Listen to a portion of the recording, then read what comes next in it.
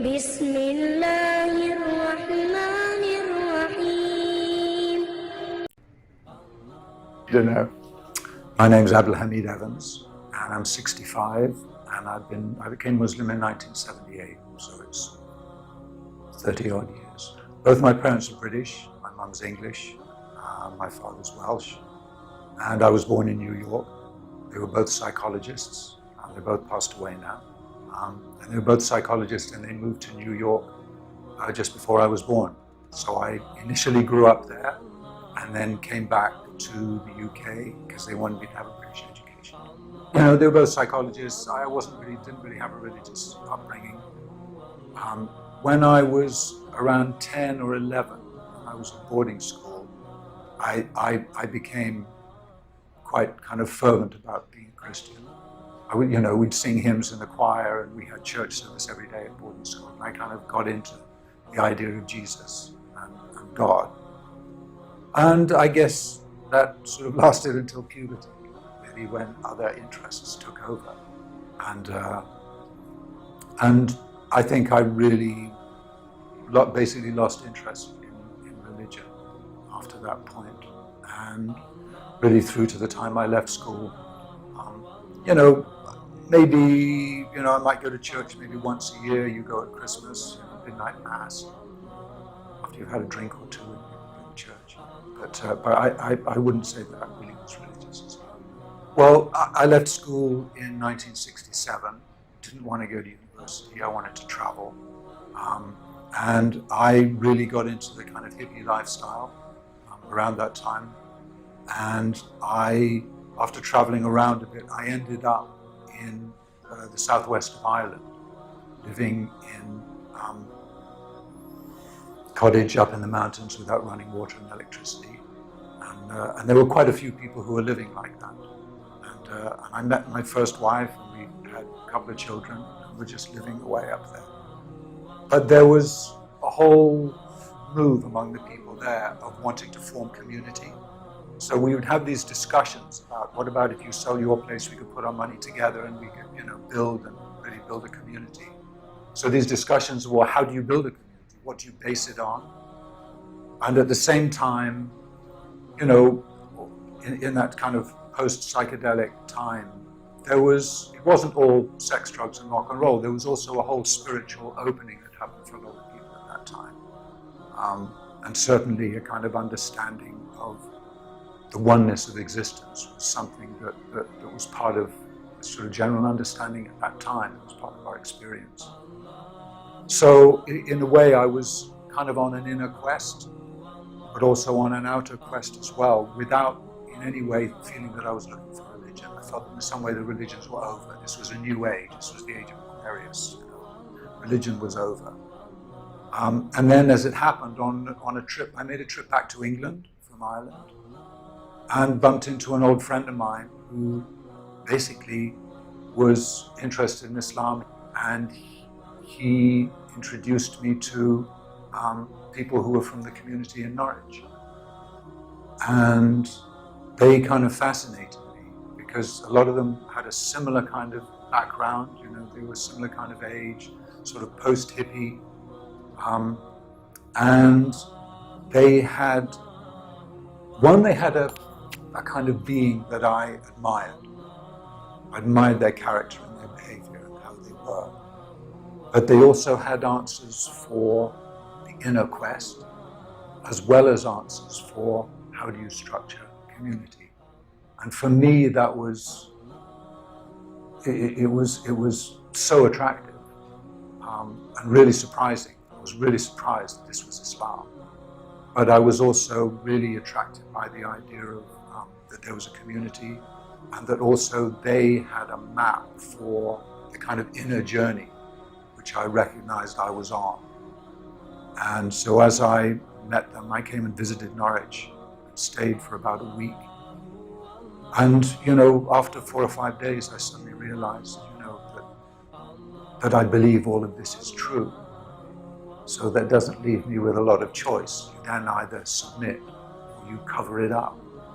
And that, in the end, that was no choice at all. So after being here around a week, I said the Shahada.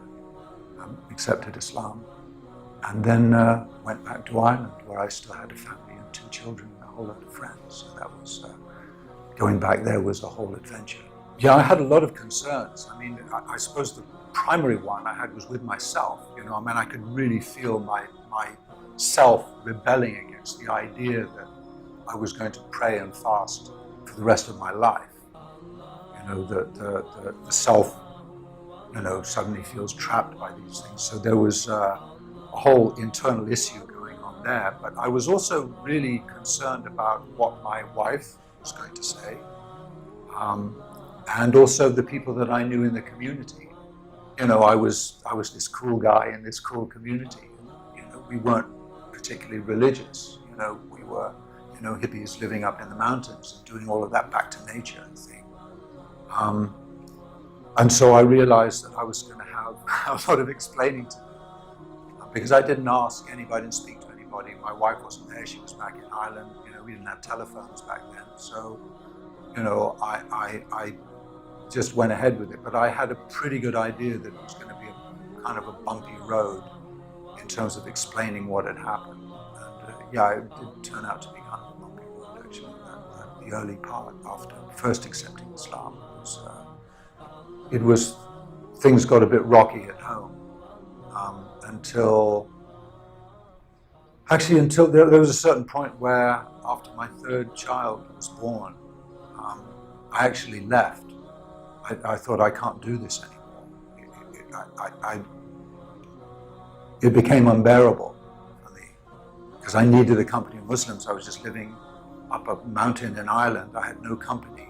So I was doing the prayer, and you know, Ramadan came around. I tried to fast Ramadan on my own. It was hard.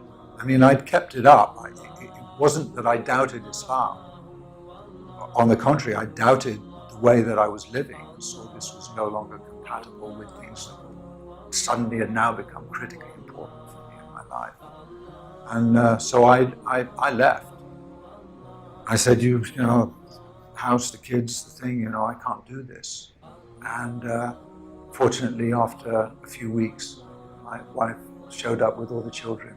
And after maybe a year and a half of being, you know, steadfastly opposed to Islam or anything to do with it, you know, after a couple of days here, she met some of the women. We did a 180-degree turn, accepted Islam, stayed with it until she passed away. And children were all brought up as Muslim. And so that had a bumpy beginning, but a very happy end. Transformation began even before I said the Shahada, because I was keeping company with people who were converts, some of them recently converted.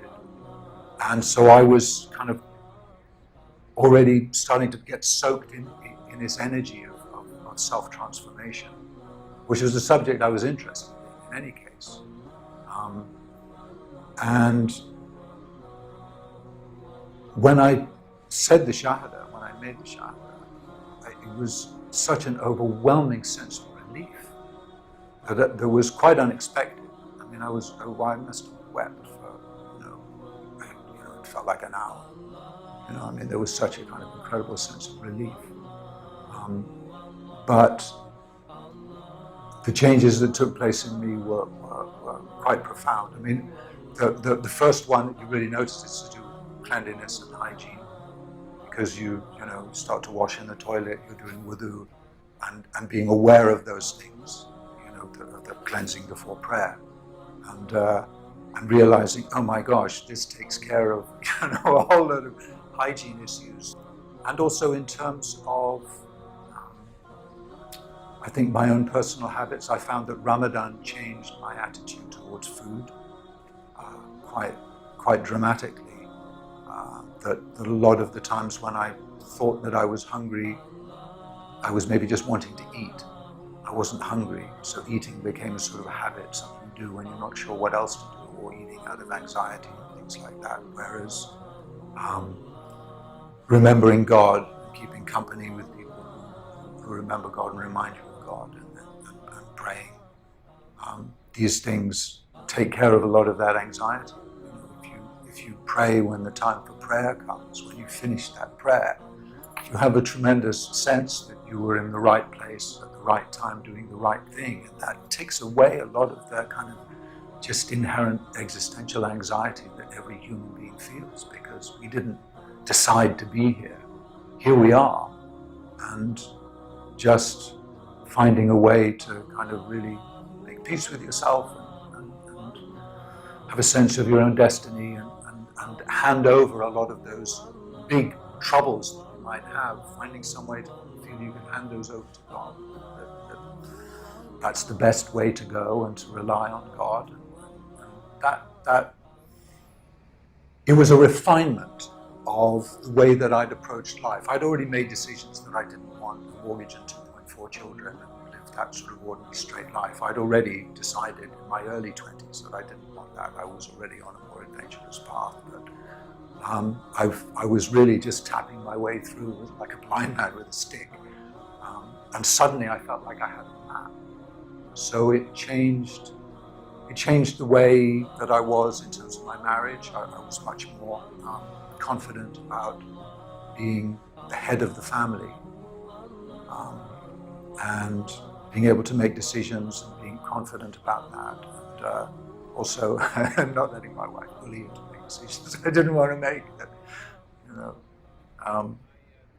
And also I think changed how I was with my friends. You find out who people are by how they react to you when a life-changing thing like this. Some people were interested in the changes that I was going through, and other people were like, whoa, that's weird. I didn't think you were kind of a religious kind of guy. And so you find out who's who. And, also it made me, I changed the way I lived quite dramatically, because I was living up in the mountains, without running water and electricity. And then after a while I realized, well, I'm going to move and live with the Muslim community. And once I had the whole kind of family on board for that, we moved to Norwich. And this is kind of on and off has been our home base, even though we've lived in a lot of different places. This has become our kind of home community. I've got children and grandchildren living nearby now. So that in a way I changed one community for another, but quite a few of the people from that early group, 4 or 5 families, also came around that time, also accepted Islam, came as part of that journey. And so some of my oldest friends also were in Norwich, which is nice. Don't believe what's in the media. Don't believe what you read in the newspapers and see on TV. When you meet Muslims, you'll find that your heart has a connection with their heart, and you have to trust your heart. And you will probably be thinking about all the complications that might arise if you become Muslim, and what this person is going to think, maybe your parents or your friends or your colleagues or your boss. You have to go beyond that, because this is about you, your life, your relationship with God. This is about your relationship with your Lord and with reality. And be bold, take the leap, and you'll find that you will fly.